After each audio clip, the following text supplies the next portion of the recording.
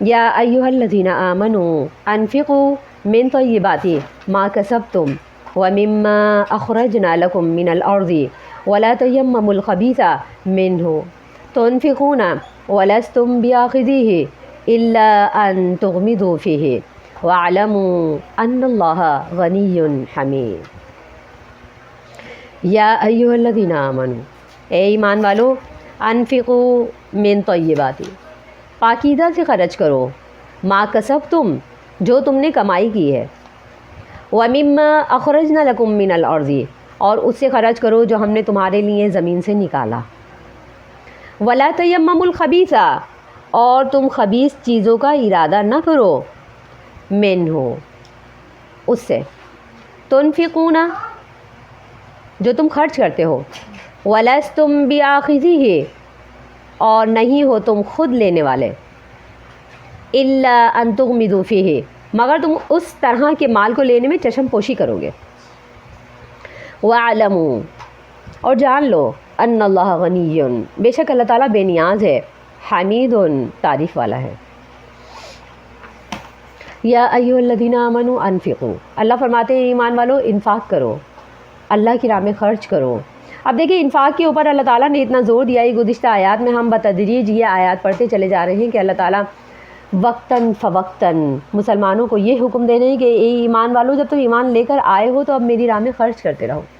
انفاق فی سبیل اللہ، میں نے آپ کو بتایا کہ انفاق کس طریقے سے ہوتا ہے، مال کے ذریعے سے بھی ہوتا ہے، جان کے ذریعے سے بھی ہوتا ہے، اخلاق حسنہ کے ذریعے سے بھی ہوتا ہے، بات کے ذریعے سے بھی ہوتا ہے، اچھے کلام کے ذریعے سے بھی ہوتا ہے۔ پیچھے آیا تبھی حدیث میں نے آپ کو سنائی تھی اللہ کے رسول کی، آپ صلی اللہ علیہ وسلم نے فرمایا کہ پاکیزہ کلمہ، الکلمۃ طیبۃ صدقۃ، یہ پاکیزہ کلمہ، اچھا پیارا سچ کلمہ، ایک اچھی پیاری سی بات جو کسی کو بھلی لگ جائے، یہ بھی صدقہ ہے۔ تو صدقے کی مد کے اندر ہمیں یہ بات خیال میں رکھنی چاہیے کہ کوئی بھی چیز چاہے وہ حقیر سے حقیر ہو، معمولی سے حقیر سے حقیر، یعنی یہ کہ رذیل نہ ہو، جیسے قرآن مجید میں ولا تیمموا الخبیث، یہ مطلب ہے کہ کوئی ایسی چیز بھی ہو کہ بظاہر ایسا لگتا ہے کہ یہ کسی کام نہیں آئے گی، جیسے کہ ایک کھجور ہم کہہ لیں، ایک کھجور سے نہ کسی کی بھوک مٹتی ہے، نہ یہ کہ کسی بعض اوقات کسی کی نیت سیر ہوتی ہے، لیکن ایسا صدقہ اگر کوئی اللہ کی راہ میں کرتا ہے ایک کھجور کے اوپر، تو نبی صلی اللہ علیہ وسلم نے فرمایا اللہ اسے وہ پہاڑ کے برابر کر دیتا ہے اپنے دائیں ہاتھ میں لے کر۔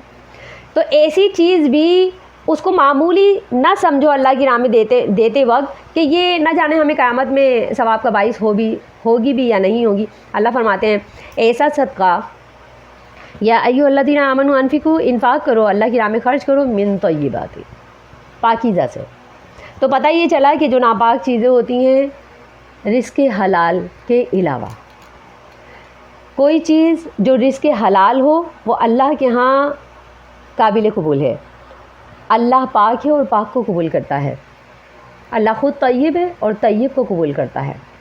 اگر کوئی حرام کی روزی سے نیکی کی کام کرے تو وہ نیکیاں قابل قبول نہیں ہیں۔ اللہ فرماتے ہیں کہ من طیبات، پاکیزہ چیزوں سے اللہ کی راہ میں صدقہ و خیرات کرو۔ اس کی مثال میں نے آپ کو بتائی تھی کہ جب بیت اللہ کی تعمیر ہوئی تو قریش نے بھی وہاں حلال رزق حلال، اپنی کمائی حلال کی کمائی لگائی تھی۔ حرام کی کمائی سے اگر نیکی کی جائے تو وہ نیکی قبول نہیں ہے۔ ما کسبتم، فرمایا کہ جو بھی تم نے کمایا ہے اپنے ہاتھ سے۔ صحابہ کرام رضوان اللہ علیہم نے جب پوچھا یا رسول اللہ صدقہ بتا دیجئے کہ کس طرح سے صدقہ کریں، آپ صلی اللہ علیہ وسلم نے فرمایا کہ صدقہ کرو ایسا کہ اگر تمہارے پاس کوئی چیز نہ ہو صدقہ کرنے کے لیے تو اپنے ہاتھ سے کمائی کرو۔ صحابہ نے کہا یا رسول اللہ خرچ کرنے کے لیے کچھ نہ ہو تو کیا کریں، کہا کما کے کرو۔ حضرت عائشہ رضی اللہ عنہا سے روایت ہے کہ وہ یہ کہا کرتی تھی کہ ہم دوپٹے رنگا کرتے ہیں، ہم دوپٹے رنگ کر کے اللہ کی راہ میں صدقہ دیا کرتے۔ تو کسی کے پاس اگر اتنا معاش نہ ہو، اتنا کسب نہ ہو کہ اس کے پاس کوئی ایسی چیز ہے کہ جو صدقہ کرے، تو وہ کمائے، وہ وسائل پیدا کرے اپنے لیے۔ اور پھر فرمائے کہ وَمِمَّا أَخْرَجْنَا لَكُم مِّنَ الْأَرْضِ، یعنی کہ زمینی پیداوار سے بھی صدقہ و خیرات کیا جا سکتا ہے۔ جیسے کہ صحابہ کرام رضوان اللہ علیہم کہتے ہیں کہ یہ شان نزول ہے اس کا، وہ کہتے ہیں کہ یہ آیت ہمارے لیے نازل ہوئی کہ جب ہمارے ہاں کھیتی باڑی کیا کرتے تھے، مدینہ میں کھیتی باڑی کیا کرتے تھے، تو یہاں پر جب کھیتی باڑی کرتے تو جتنی بھی کھجوریں ہوا کرتی تھی انہیں کچھ لوگ ایسا کرتے تھے کہ کچھ خوشے لا کر کے اور وہاں اہل صفہ کے لیے، جہاں پر نبی صلی اللہ علیہ وسلم کے کچھ شاگرد تھے، طلباء تھے جو نبی صلی اللہ علیہ وسلم کے پاس ہی رہا کرتے تھے، ان کے لیے وہ خوشے لٹکا دیا کرتے تھے کچھ طیب خوشے. تو کچھ لوگ ایسے ہوا کرتے تھے کہ جو طیب خوشوں کے ساتھ ساتھ کچھ رزیل کھجوریں لا کر اور اس کے اندر ملا دیا کرتے تھے کہ اب رزیل بھی کھا لیں گے کیونکہ یہ تو رہنے والے یہیں کے ہیں اور غریب لوگ تھے. حضرت بلال تھے, حضرت عمار تھے رضوان اللہ علیہم, اور مختلف ایسے صحابہ کرام تھے جن کا کوئی پوچھنے والا نہیں تھا, تو وہ رہتے ہی وہیں تھے. تو وہ اس خیال سے کہ جہاں طیب کھائیں گے وہاں کچھ رزیل کھجوریں بھی کھا لیں گے. تو اس کے اوپر اللہ تعالیٰ نے یہ آیت نازل فرمائی کہ مما اخرجنا لکم من الارض, جو ہم نے تمہارے لیے زمین سے نکالا ہے, جو کھجوریں اور جو اناج تم پاکیزہ ثمرات جو تم خود کھا رہے ہو اور جن کے ساتھ تم خود کمائی کر رہے ہو, ایسا نہ کرو ولا تیمموا الخبیث منہ, اس میں سے ناپاک چھانٹ کر خراب کھجوریں بھی کچھ ردی کھجوریں وہ لوگ لاتے اور طلباء کے آگے ڈال دیا کرتے تھے. تو اللہ نے فرمایا ولا تیمموا الخبیث, ناپاک چیزوں کا قصد نہ کرنا, ہماری راہ میں دینے کے لیے خبیث کھجوریں لا کر ان طلباء کے آگے نہ ڈالنا. ولستم بآخذیہ, تم خود تو ان کو لینے میں ان تغمضوا فیہ, چشم پوشی کرو گے. اگر تمہیں خود ایسی چیزیں دی جائیں, اگر تمہیں برتنے کے لیے کھانے کے لیے ایسا سامان دیا جائے تو فرمایا کہ تم ایسی چیزیں لینے میں چشم پوشی کرتے ہو, لیکن تم اللہ کی راہ میں جب دینے کے لیے نکلتے ہو تو ایسی چیزوں کا قصد کرتے ہو کہ جو خبیث ہوتی ہیں, یعنی ناکارہ کھجوریں, ردی کھجوریں. وَاعْلَمُوا, اس بات کا علم رکھ لو کہ ان اللہ غنی, اللہ بے نیاز ہے, اللہ کو تمہاری ایسی ردی تحفوں کی یا صدقہ خیرات کی ضرورت نہیں ہے. حمید, اللہ تعریف والا ہے. جب اللہ تعریف والا ہے تو تعریف والی ہی چیزیں پسند کرتا ہے, ایسی چیزوں کو پسند کرتا ہے کہ جن کی خوبی ہو, جن کے اندر اچھائی ہو, طیب ہو. تو اللہ فرماتے ہیں کہ اللہ تعالیٰ ایسے صدقہ و خیرات سے بے نیاز ہے.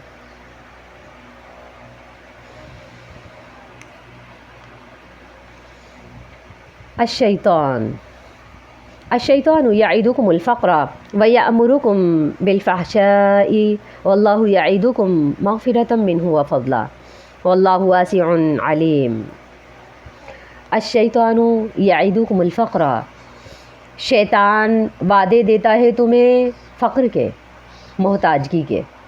ویأمرکم, اور وہ تمہیں حکم دیتا ہے بالفحشاء, بے حیائی کا. واللہ یعدکم, اور اللہ تمہیں وعدے دیتا ہے مغفرتم, مغفرت کے, منہ, اپنی جانب سے, وفضلا, اور فضل کے وعدے دیتا ہے. واللہ واسع علیم, اور اللہ تعالیٰ واسع ہے, کشادگی والا, علیم, جاننے والا ہے. کہتے ہیں شیطان تمہیں فقر کے وعدے دیتا ہے, شیطان تم سے فقر کے وعدے کرتا ہے, یعنی تمہارے دل میں یہ وسوسے ڈالتا ہے کہ یہ جو تم نے صدقہ خیرات کی ترغیب دے رہے ہیں نا مولوی صاحب, صدقہ و خیرات اگر زندگی میں کرتے ہی چلے گئے تو خزانے خالی ہو جاتے ہیں. ایک وقت ایسا ہوگا کہ صاحب تمہارا اکاؤنٹ خالی ہو جائے گا, پھر تمہیں خود سوالی ہو کر کے لوگوں سے بھیک مانگنی پڑے گی. اور ایسا نہ ہو کہ تم جتنا کما رہے ہو یہ سارا کا سارا تم گوا دو اور اللہ کی راہ میں اور یہ فنڈنگ میں اور مختلف مساجد میں اور طلباء میں, مدرسوں میں, ان میں ہی خرچ کر دو, تمہارے گھر والے کیا کریں گے, ایسے خیالات آتے ہیں. تو اللہ تعالیٰ فرماتے ہیں الشیطان یعدکم الفقر, شیطان تمہیں محتاجگی کے وعدے دیتا ہے, شیطان تمہیں محتاجگی سے ڈراتا ہے. وَيَأْمُرُكُمْ بِالْفَحْشَاءِ, اور بے حیائی کا حکم دیتا ہے. تو عمومی طور پہ یہ دیکھا گیا ہے کہ جب انسان خرچ کرتا ہے بازار کے اندر تو وہ اپنی جیب کو نہیں دیکھتا, لیکن جب وہ خرچ کرتا ہے کسی ایسے سائل پر کہ جو اسے سوال کرتا ہو اللہ کی راہ میں, اس وقت وہ اپنا اکاؤنٹ ضرور چیک کرتا ہے, کہتا ہے کہ میں اس میں سے صرف 100 کا نوٹ نکال دوں یا 50 کا نوٹ نکال دوں, یا یہ کہ بس تھوڑی صدقہ خیرات تو ہے, اس کی مدت تو تھوڑی ہونی چاہیے. لیکن جب وہ اپنی خواہشات پر خرچ کرتا ہے بازار میں یا کسی مال میں یا یہ کہ کسی اڈے پر, نعوذ باللہ, تو جب وہ ایسی جگہوں پر خرچ کرنا شروع کرتا ہے تو وہ بے حساب خرچ کرتا ہے. تو فرمایا کہ وَيَأْمُرُكُمْ بِالْفَحْشَاءِ, وہ تمہیں بے حیائی کا حکم دیتا ہے, یعنی کہ ایسی جگہوں پہ خرچ کرنے کا حکم دیتا ہے جو بے حیائی پر مبنی ہو, بے حیائی کی محفلوں میں خرچ کرنے کا حکم دیتا ہے. جیسے کہ شادی بیاہ میں کچھ ایسے تقریبات اٹینڈ کی جاتی ہیں, رکھی جاتی ہیں کہ جو کہ بے حیائی پر مبنی ہوتی ہیں, جہاں پر گانے یا ریکارڈنگ یا آج کل تو کچھ ایسے بھی یعنی کہ دن مقرر کیے جاتے ہیں جو غزلوں پر مشتمل ہوتے ہیں کہ جی پورے ہفتے یہاں پر غزل کا پروگرام ہوگا, یا یہ کہ گیت کا پروگرام ہوگا, یا یہ کہ ناچ گانے کے ایسے لوگ ہوتے ہیں کہ جو ہائر کیے جاتے ہیں جو بچیوں کو ناچ گانا سکھاتے ہیں اور پھر ان کی فیس پے کی جاتی ہے. تو بڑی بڑی لاکھوں کی تعداد میں تو مقدار میں ان کو فیس دی جاتی ہے, لیکن اس کا کوئی حساب کتاب نہیں ہوتا. اور جہاں مسجد کے چندے کے لیے یا فنڈنگ کے لیے آتا ہے تو وہ مال صرف اس یعنی کہ مقدار میں خرچ کیا جاتا ہے جتنی مقدار میں ان کے اوپر زکوٰۃ واجب ہوتی ہے. یہ کہتے ہیں کہ زکوٰۃ اگر ہمارے اوپر 3 لاکھ کی ہے تو 3 لاکھ کی ہی رقم وہاں پر خرچ کی جائے گی, چاہے وہ پورے سال میں جگہ جگہ خرچ کر دیں, اس کا حساب نکال کر کے وہ اس کو زکوٰۃ شمار کر لیتے ہیں. لیکن جب وہ اپنی خواہشات پر خرچ کرتے ہیں تو اس کا کوئی حساب کتاب نہیں ہوتا. علماء فرماتے ہیں کہ اس سے مراد یہ ہے الشیطان یعیدکم الفقر, جب بھی نبی صلی اللہ علیہ وسلم کی حدیث سے یہ بات ثابت ہوتی ہے, نبی صلی اللہ علیہ وسلم نے فرمایا کہ جو بھی اچھا خیال اچھا خواب آتا ہے وہ اللہ کی طرف سے آتا ہے, اور جب بھی کوئی برا خیال یا برا خواب آتا ہے وہ شیطان کی طرف سے آتا ہے. تو یہاں بھی برا خواب جو آنا ہے, برا خیال جو آنا ہے شیطان کی طرف سے انسان کو وسوسے ڈالتا ہے اور یہ کہتا ہے کہ تم پر فقر آ جائے گا, تو یہ خیال اللہ فرماتے ہیں کہ یہ خیال یقینی طور پر شیطان کی طرف سے آتا ہے. انسان کو محتاجی کا وسوسہ شیطان کی طرف سے آتا ہے. واللہ یعیدکم مغفرۃ ومنہ فضلا, اللہ انسان کو یہ رغبت دلاتا ہے کہ جب تم میری راہ میں خرچ کرو گے تو میں تمہیں معاف بھی کر دوں گا اور اس کے علاوہ فضل بھی دوں گا. فضل کا مطلب کیا ہوتا ہے؟ فضل کا مطلب ہوتا ہے کہ انسان کو ایک تو ثواب دیا جاتا ہے اس کے اعمال کی بنسبت تول کر, اور فضل کا مطلب ہوتا ہے کہ بعض اوقات ایسا بھی اجر اللہ تعالیٰ انسان کو دیتے ہیں جو اس کے اعمال سے زائد ہوتا ہے, یعنی اس کے خلوص پر ڈیپینڈڈ ہوتا ہے کہ اس کو تول کر کے اللہ تعالیٰ اس کے ثواب کو تول کر کے اس کے عمل کے بامناسب دے دیتے ہیں, لیکن بعض اوقات اس کے عمل سے زیادہ فضلا, اس کے عمل سے زیادہ بھی اسے نوازا جاتا ہے. تو اللہ واسع علیم, یہ اللہ تعالیٰ فضل کس کو دیتا ہے, کس وجہ سے دیتے ہیں؟ واللہ واسع, کیونکہ اللہ تعالیٰ ہے ہی کچھ عادی والے. اللہ وصول تو بہت تھوڑا کرتے ہیں, لیکن جب اللہ تعالیٰ اجر و ثواب دیتے ہیں تو بڑی کشادگی کے ساتھ دیتے ہیں. علیم, اور اللہ جاننے والا ہے. اللہ جانتا ہے کہ انسان کس نیت کے ساتھ یہ خرچ کر رہا ہے, کس خلوص کے ساتھ یہ انفاق کر رہا ہے. واللہ واسع علیم, اللہ جاننے والا.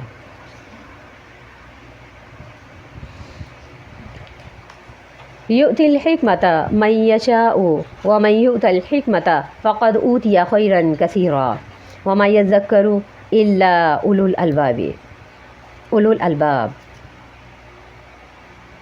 یؤتی الحکمۃ من یشاء, حکمت عطا کرتا ہے, وہ حکمت عطا کرتا ہے من یشاء, جسے چاہتا ہے. ومن یؤت الحکمۃ, اور جو شخص حکمت دیا جاتا ہے, فقد اوتی خیرا کثیرا, تو تحقیق اسے خیر کثیر دی گئی. وما یذکر, اور نہیں نصیحت حاصل کرتے, الا اولو الالباب, مگر صاحب عقل. یؤتی الحکمۃ, اللہ تعالیٰ حکمت عطا کرتا ہے, من یشاء, جسے چاہتا ہے. صدقہ و خیرات کے موضوع پر اللہ تعالیٰ نے آیت نازل فرمائی حکمت کے بارے میں. حکمت کا صدقہ و خیرات سے کیا تعلق ہے؟ حکمت کا کیا معنی ہے؟ حکمت کا مطلب ہے قرآن اور حدیث کی پوری مہارت. جسے قرآن اور حدیث میں مکمل مہارت حاصل ہو جائے, یعنی اس کے تمام علوم, اس کی تمام تفاسیر, قرآن کی تمام تفاسیر, احادیث کی تمام تشریحات, تمام قسم کے ناسخ اور منسوخ, تمام قسم کے مقدم اور مؤخر, تمام قسم کے متشابہ اور محکم اور متشابہ کا علم ہو جائے. جب کسی انسان کو یہ تمام علوم حاصل ہو جائیں تو اسے حکمت سے مزین انسان کہا جاتا ہے. نبی صلی اللہ علیہ وسلم نے فرمایا کہ حکمت کا سر اللہ کا ڈر ہے. اگر کسی کو اللہ کا خوف حاصل ہو جاتا ہے تو اسے بھی حکیم کہا جائے گا, کہ ایسا انسان جو ہر موڑ پر ہر قسم کے اعمال کرنے سے پہلے اس کے جو نزدیک سب سے اہم بات ہوتی ہے وہ اللہ کا ڈر ہوتا ہے, اللہ کا خوف ہوتا ہے. تو ایسا شخص جسے اللہ کا خوف حاصل ہو جائے, اس کا بھی مطلب ہے کہ اسے اللہ کی طرف سے حکمت دی گئی ہے. اور ایسا عالم جس تمام علوم پر مہارت حاصل ہو جائے, اسے بھی اللہ کی طرف سے حکمت دی گئی. نبی صلی اللہ علیہ وسلم نے فرمایا, مسند احمد کی روایت ہے, کہ قابل رشک 2 طرح کے لوگ ہیں. ایک وہ جنہیں اللہ تعالیٰ نے مال کثیر عطا کیا ہے اور وہ اللہ کی راہ میں خوب دل کھول کر کے خرچ کرتے ہیں, تو رشک کے قابل ہیں وہ لوگ کہ جنہیں اللہ تعالیٰ نے مال و دولت سے نوازا اور وہ اللہ کی توفیق سے اللہ کی راہ میں خرچ کرتے ہیں. اور دوسرا وہ شخص, نبی صلی اللہ علیہ وسلم نے فرمایا کہ وہ قابل رشک ہے کہ جسے اللہ تعالیٰ نے علم دیا اور حکمت دی, اور وہ اس حکمت کے پیش نظر لوگوں میں فیصلے کرتا ہے. تو ایسا شخص بھی قابل رشک ہے جسے اللہ تعالیٰ نے حکمت عطا کی. اللہ فرماتے ہیں یؤتی الحکمۃ من یشاء. یہاں پر اللہ تعالیٰ حکمت کا جو تعلق جوڑتے ہیں وہ منشا سے جوڑتے ہیں, اس کا مطلب یہ ہے کہ حکمت انسان کی کسبی اعمال میں سے ہے. منشا کا مطلب یہی ہے نا. منشا کا مطلب ہے کہ ایسے اعمال جو انسان کر سکتا ہے اس کے ذریعے سے وہ اپنی تقدیر کو اپنے اوپر لاگو کر رہا ہے. یعنی چھلانگ لگا رہا ہے, آگ جلا رہا ہے, ٹھنڈک پیدا کر رہا ہے, خود اپنی مرضی سے کسی راہ کا تعین کر رہا ہے. تو جو انسان اعمال کسب سے یعنی کسبی اعمال سے اس کا تعلق ہے. منشا کا تعلق انسان کے کسبی اعمال سے ہے, تو حکمت کا تعلق بھی انسان کے کسبی اعمال سے ہے. اللہ کی طرف سے اگر حکمت نصیب ہوتی ہے تو اللہ نے فرمایا کہ یؤتی الحکمۃ من یشاء, یہ اللہ کی منشا سے متعلق ہے. حکمت کا عطا کرنا, حکمت کا کسی کو مل جانا, یہ اللہ کی منشا سے متعلق ہے کہ انسان ایسے علوم حاصل کرتا ہے جسے اسے حکمت مل جاتی ہے. اب کوئی انسان گھر میں بیٹھا رہے اور کہے کہ میں حکیم بن جاؤں, میں دانا بن جاؤں, مجھے علم کی باتیں آ جائیں, قرآن اور حدیث کا علم آ جائے اور میں سمجھدار لوگوں کی فہرست میں شامل ہو جاؤں, تو یہ ناممکن ہے. اللہ فرماتے ہیں حکمت حاصل کرنے کے لیے انسان کو تگ و دو کرنی پڑے گی, علم کے شعبوں سے وابستہ رہنا پڑے گا, علم حاصل کرنا پڑے گا. تو فرمایا یؤتی الحکمۃ من یشاء, حکمت حاصل کرنے کے لیے انسان کو کوشش کرنی پڑے گی. تو فرمایا وَمَن يُؤْتَ الْحِكْمَةَ فَقَدْ أُوتِيَ خَيْرًا كَثِيرًا, اور جسے حکمت دے دی جاتی ہے, جو حکیم بن جاتا ہے, جو دانا ہو جاتا ہے, جو علم حاصل کر لیتا ہے, فَقَدْ أُوتِيَ خَيْرًا كَثِيرًا, وہ خیر کثیر کا متحمل ہو جاتا ہے. یعنی اسے خیر کثیر مل گئی. انسان کو اگر اچھائی برائی کی راہ میں تعین حاصل ہو جائے, کہ انسان کو یہ پتہ چل جائے کہ یہ اچھائی ہے, یہ برائی ہے, یہ گناہ ہے, یہ ثواب ہے, تو اگر اس کو اس چیز کی تمیز حاصل ہو جاتی ہے تو اللہ تعالیٰ فرماتے ہیں اوتیٰ خیرًا کثیرا, اس کا مطلب ہے کہ اسے خیر کثیر حاصل ہو گئی.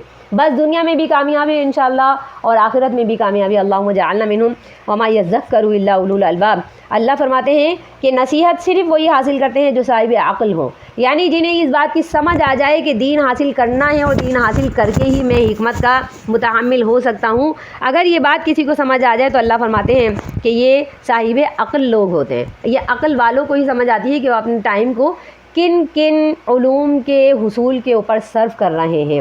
بہت سارے لوگ پوری زندگی علم حاصل کرتے رہتے لیکن وہ علوم ان کے اخلاقیات کو نہیں سنوار پاتے, وہ ان کے اعمال کو نہیں سنوار پاتے, وہ انہیں نیکیوں کی طرف گامزن نہیں کر پاتے. ایسا بہت بڑا دانشور ہوتا ہے. یہ ایک واقعہ ہے, بیان کرنا تو اتنا طویل ہے لیکن ایک مختصراً میں بتاتی ہوں کہ ایک شخص تھا جو گھوڑے پر سوار تھا, اور ایک شخص تھا جو پیدل چل رہا تھا. وہ پیدل چلنے والا تھا نا, وہ یعنی کہ بہت پھٹے پرانے کپڑے پہنا ہوا اور یعنی اس کی مالی حالت بھی خراب تھی, لیکن وہ سمجھدار بہت تھا. اور جو گھوڑے پہ سوار تھا وہ جب بھی اس سے کوئی سوال کرتا گھوڑے والا اس کا جواب نہیں دے پاتا. تو وہ آخر میں یہ کہتا تھا کہ میں تو دیکھ تجھ سے زیادہ سمجھدار ہوں اور مجھے تیری جگہ پر ہونا چاہیے تھا. تو وہ اس جو یعنی کہ جو گھوڑے پر سوار تھا اس نے کہا کہ یہ تو اللہ کی عطا ہے جسے وہ عطا کر دے. تو ایسا ہوتا ہے کہ انسان بہت ساری جگہوں پر دانش مند تو بہت ہوتا ہے, علوم تو بہت حاصل کر لیتا ہے, لیکن وہ گھوڑے پر سوار نہیں ہو پاتا, وہ کچھ حاصل نہیں کر پاتا. یعنی پوری دنیا کے علوم حاصل کر لیتا ہے انسان, بہت سارا وقت لگا دیتا ہے, بہت دانش مند ہو جاتا ہے, لیکن قیامت والے دن وہ پیدل چلنے والوں میں ہی ہوگا, وہ گھڑ سواروں میں نہیں ہوگا. تو گھڑ سوار یعنی دین کا علم حاصل کرنے والے لوگوں کو بہت سارے لوگ یہ کہتے ہیں یہ ناسمجھ لوگ ہیں, یہ دنیا کی دھتکارے ہوئے لوگ ہیں, یہ جبھی دین کی طرف آ گئے, یعنی اپنے آپ کو چھپانے کے لیے انہوں نے دین کا لبادہ اوڑھا ہوا ہے. اس قسم کی یعنی کہ لوگ, دنیا کے جو لوگ ہیں, دنیا کا علم حاصل کرنے والے لوگ, اس قسم کی نازیبہ باتیں دیندار لوگوں کی نہیں کرتے. تو سمجھداری یہی ہوتی ہے کہ انسان ایسے علوم حاصل کرے جس سے اس کی دنیا بھی سنور جائے اور اس کی آخرت بھی سنور جائے. صرف ایسے اعمال یا ایسے علوم یا ایسے یعنی کہ کسب کا جو معاش کا کمانا کہ جو صرف دنیا ہی دنیا کے لیے ہوں, تو فرمایا کہ یہ بے عقل لوگ ہوتے ہیں. عقل والے وہی ہوتے ہیں جو حکمت کے لیے تگ و دو کرتے ہیں.